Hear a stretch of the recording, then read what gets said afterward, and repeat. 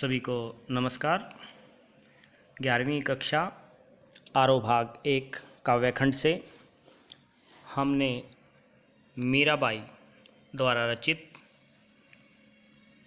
पदों को पढ़ा। आज हम उनके कुछ महत्वपूर्ण प्रश्नों पर नज़र डालते हैं।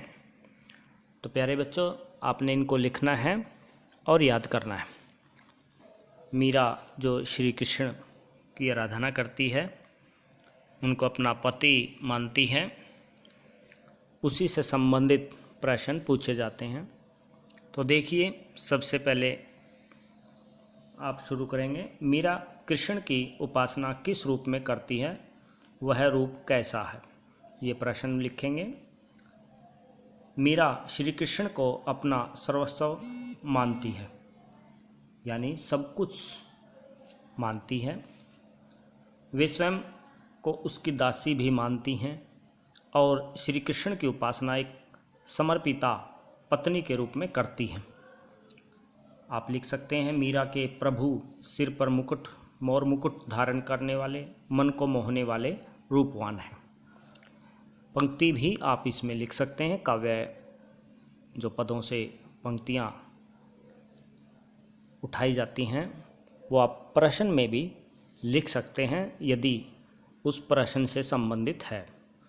जैसे यहाँ पर मोर मुकुट धारण करने वाले, यानी कवयित्री कहती है, जाके सिर मोर मुकुट मोरोपति सोई। तो आप ये पंक्ति को वहाँ से लिख सकते हैं। आगे है शिल्प सौंदर्य और भाव सौंदर्य स्पष्ट करें।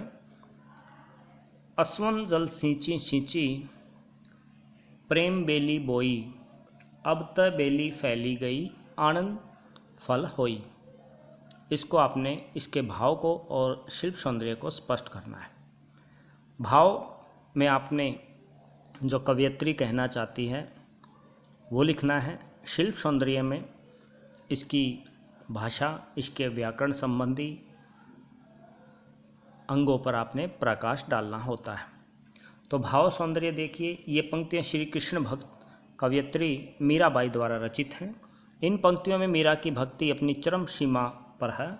मीरा ने अपने आंसुओं से जल से, यानी आंसुओं के जल से सींच कर कृष्ण के प्रेम रूपी बेल बोई है, और अब उस प्रेम रूपी बेल में फल आने शुरू हो गए हैं। अर्थात मीरा को अब भक्ति में, उनके प्रेम में आनंद प्राप्त होना शुरू हो जाता है। ये आप लिखेंगे, ये इसका भाव सौंदर्य होगा। शिल्प सौंदर्य की अगर बात करें, भाषा मधुर, संगीतमय और राजस्थान मिश्रित भाषा है, राजस्थानी मिश्रित भाषा है। सींची सींची में पुनरुक्ति प्रकाश अलंकार है। प्रेम बेली बोई आनंद फल, असवन जल में सांग रूपक, यानी रूपक भी आप लिख सकते हैं, सांग रूपक अलंकार इसमें कुशलता से प्रयोग किया गया है। ये आप लिखेंगे। आगे चलते हैं। भाव सौंदर्य और शिल्प सौंदर्य स्पष्ट करना है। दूध की मथनियाँ बड़े प्रेम से बिलोई, दधी मथी घृत काढ़ी लियो, डारी दई छोई। छोई यानी लस्सी, जैसे पहले भी बताया गया है। तो भाव सौंदर्य देखिए, इस पद में मीरा ने भक्ति की महिमा को बहुत सुंदर ढंग से प्रस्तुत किया है। इस पद में भक्ति को मक्खन के समान महत्वपूर्ण, सांसारिक सुख को छाछ के समान असार माना है, यानी उसको महत्व नहीं दिया गया है, बल्कि भक्ति रूपी मक्खन को महत्व दिया गया है।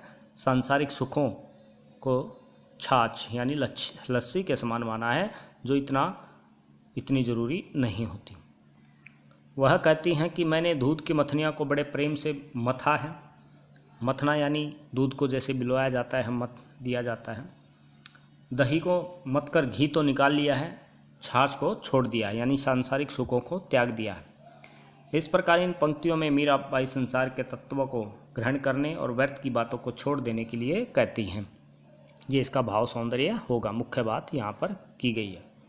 शिल्प सौंदर्य में वही आप देख सकते हैं। भाषा मधुर, संगीतमय, राजस्थानी मिश्रित भाषा है। पद में भक्ति रस जो है दिखाई देता है। घी और छाछ शब्दों का प्रतीकात्मक रूप लिया गया है। दूध की मथनियाँ छोई में अन्योक्ति अलंकार है। याद रखेंगे, अन्योक्ति अलंकार। अलंकारों में आप देख सकते हैं। लोग मीरा को बावरी क्यों कहते हैं? प्रश्न बनता है, मीरा को बावरी क्यों कहा जाता है? लोग मीरा को बावरी कहते थे क्योंकि मीरा श्री कृष्ण भक्ति में अपनी शुद्ध बुद्ध खो चुकी थी। श्री कृष्ण के भक्ति के लिए उन्होंने राज परिवार को त्याग दिया था और इस कृत्य पर लोगों व परिवार वालों ने उसकी भरपूर निंदा की, परंतु मीरा तो सब सांसारिकता को त्याग कर श्री कृष्ण की अनन्य भक्ति में रम चुकी थी। मीरा की अनन्य कृष्ण भक्ति की इसी पराकाष्ठा को बावलेपन की संज्ञा दी गई है। देखिए, श्री कृष्ण की इसी पराकाष्ठा, यानी जब कोई चीज़ सीमा से परे हो जाती है, बहुत अत्यधिक आप कह सकते हैं ज़्यादा बढ़ जाता है, प्रेम की अनन्य भक्ति भावना थी वह बढ़ गई थी, उसकी पराकाष्ठा को ही बावलापन कहा गया है। मीरा को लोगों ने इसीलिए बावली कहा है। विष का प्याला राणा भेजा, पीवत मीरा हाँसी। इसमें क्या व्यंग्य छुपा हुआ है? मीरा की कृष्ण भक्ति के कारण उनके पति परेशान थे।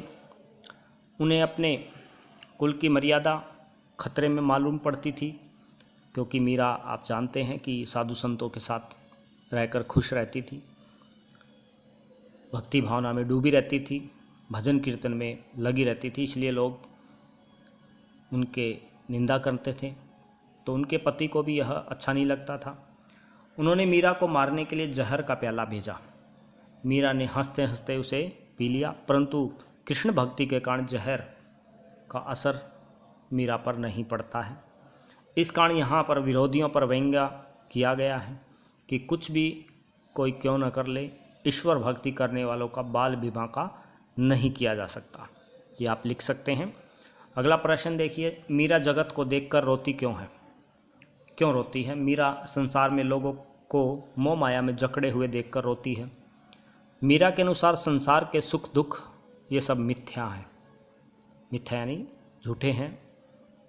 मीरा सांसारिक सुख दुखों को असार मानती है, कोई सार इसमें नहीं मानती। उसे लगता है कि किस प्रकार लोग सांसारिक मोह माया को सच मान बैठे हैं और अपने जीवन को व्यर्थ गंवा रहे हैं। इसी कारण वे जगत को देखकर रोती हैं। ये उत्तर में लिखेंगे। कल्पना करें, प्रेम प्राप्ति के लिए मीरा को किन किन कठिनाइयों का सामना करना पड़ा। तो आप इसमें स्वयं इसका उत्तर बना सकते हैं कि किसी प्रकार से मीरा अपने परिवार से, अपने कुल की मर्यादा को त्याग कर दूर हो जाती है। श्री कृष्ण की भक्ति के लिए वह सब कुछ त्याग देती है। यहाँ तक कि समाज ने उसकी खूब निंदा की। उनके परिवार वालों ने उनको जहर दिया गया, जहर देने की कोशिश की, लेकिन मीरा को कोई भी जो है श्री कृष्ण की भक्ति से दूर नहीं कर पाते। तो इस प्रकार से आप ये कठिनाइयाँ लिख सकते हैं, पढ़ सकते हैं। आगे चलते हैं। लोक लाज खोने का क्या अभिप्राय है? लोक लाज खोने का अभिप्राय परिवार की मर्यादा खोने से है। हर एक समाज की अपनी एक मर्यादा होती है और जब कोई इस व्यक्ति इसके विपरीत कार्य करता है उसे मर्यादा का उल्लंघन मानकर लोक लाज खोने की बात कही जाती है। मीरा का विवाह राजपूताना परिवार में हुआ। मैंने आपको पहले भी बताया था, राजा भोजराज।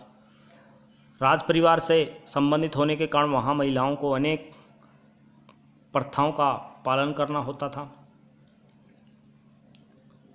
जैसे पर्दा प्रथा का पालन, पर पुरुष के सामने ना आना, मंदिरों में जाकर भजन कीर्तन में शामिल आदि होने की बातें जो हैं मनाही थी। मीरा ने परिवार की इन झूठी मर्यादाओं की परवाह नहीं की और श्री कृष्ण भक्ति, सत्संग, भजन, साधु संतों के साथ निर्भय होकर वह बैठती रही। इसी संदर्भ में मीरा के लोक लाज छोड़ने की बात कही गई है। यह आप उत्तर में लिखेंगे। अगला प्रश्न है, मीरा ने सहज मिले अविनाशी क्यों कहा है? मीरा प्रभु को अविनाशी मानती हैं, कहती हैं। मीरा के अनुसार ऐसे अविनाशी प्रभु को पाने के लिए सच्चे मन से सहज भक्ति करनी पड़ती है, यानी सरलता और शुद्धता के साथ सच्चे मन से सहजता से भक्ति की जाए तो भक्ति से प्रभावित प्रभु की प्राप्ति जो है आसान हो जाती है। तो ये आप लिख सकते हैं। लोग कहे मीरा भई बावरी, न्यात कहे कुलनासी। मीरा के बारे में समाज और न्यात यानी कुटुंब, उनका जो कुनबा कह सकते हैं आप, ऐसी धारणाएं क्यों रखते हैं। लोग, समाज के लोग जो है सांसारिक मोह माया को वास्तविकता मानते हैं। उनके लिए धन संपत्ति, ज़मीन जायदाद आदि बातें ही सत्य होती हैं। मीरा इन सांसारिक सुखों का त्याग करती है और उनके अनुसार लोग जो हैं उसको बावली कहते हैं। उसके विपरीत परिवार वालों के अनुसार मीरा ने कुल मर्यादा की परवाह न करते हुए मंदिरों में नाचना, साधु संतों के साथ बैठना आदि कार्यों को जारी रखा। अतः वे मीरा के इन कृत्यों को कुल का नाश करने वाली मानते हैं, ऐसा आप लिखेंगे। तो ये थे कुछ महत्वपूर्ण प्रश्न उत्तर जो आपने पढ़े, इनको याद करना है और लिख लेना है। तब तक के लिए आपका दिन शुभ हो। आगे वीडियो जारी रखेंगे, इनको याद करें। धन्यवाद।